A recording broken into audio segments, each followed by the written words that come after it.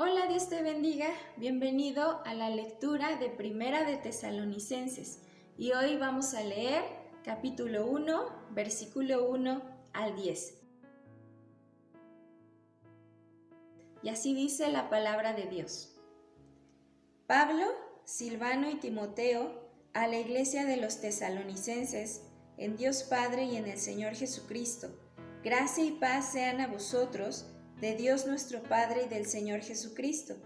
Damos siempre gracias a Dios por todos vosotros, haciendo memoria de vosotros en nuestras oraciones, acordándonos sin cesar delante de Dios y Padre nuestro, de la obra de vuestra fe, del trabajo de vuestro amor y de vuestra constancia en la esperanza en nuestro Señor Jesucristo, porque conocemos, hermanos amados de Dios, vuestra elección, pues nuestro Evangelio no llegó a vosotros en palabras solamente, sino también en poder, en el Espíritu Santo y en plena certidumbre, como bien sabéis cuáles fuimos entre vosotros por amor de vosotros, y vosotros vinisteis a ser imitadores de nosotros y del Señor, recibiendo la palabra en medio de gran tribulación, con gozo del Espíritu Santo, de tal manera que habéis sido ejemplo a todos los de Macedonia y de Acaya que han creído, porque partiendo de vosotros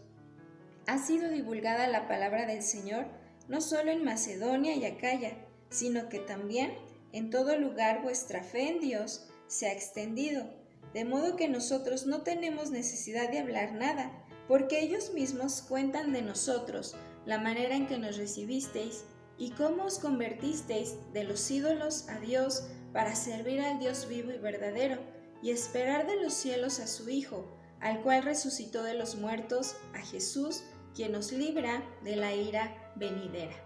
Los hermanos en Tesalónica recibieron la palabra de Dios por medio de Pablo, ese evangelio que no fueron simplemente palabras, sino que fue con poder en el Espíritu Santo. Ellos recibieron esa palabra y esa palabra penetró y transformó la vida de esos creyentes en ese lugar.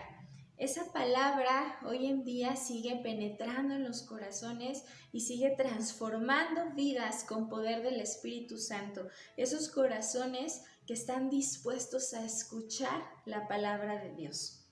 La iglesia en Tesalónica fue evangelizada en esos tiempos difíciles de gran tribulación, donde eran perseguidos, donde padecían sufrimiento, pero estos hermanos en ese lugar no fue un impedimento para que ellos puedan recibir la palabra, sino que dice que la recibieron con gozo en el Espíritu Santo. No fue un impedimento para ellos toda esta gran tribulación, sino que recibieron aún así con todo su corazón ese evangelio, esa palabra en sus corazones.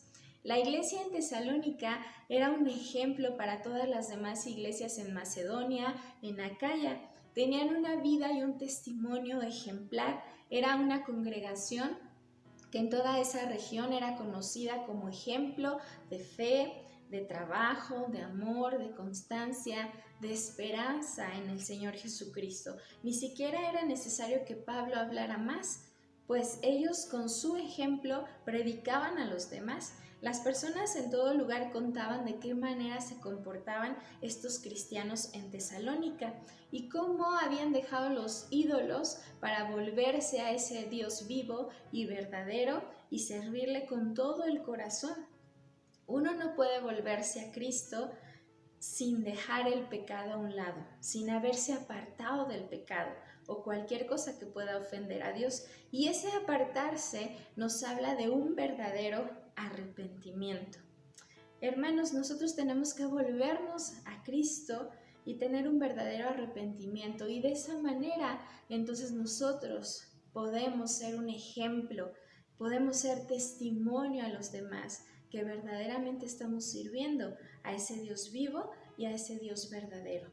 La invitación es que tú y yo podamos con todo el corazón volvernos a Cristo y dejar a un lado el pecado y realmente poder ser así un ejemplo, un testimonio a todas aquellas personas que puedan vernos y que puedan ver en nosotros una nueva vida, una transformación verdadera en nuestros corazones.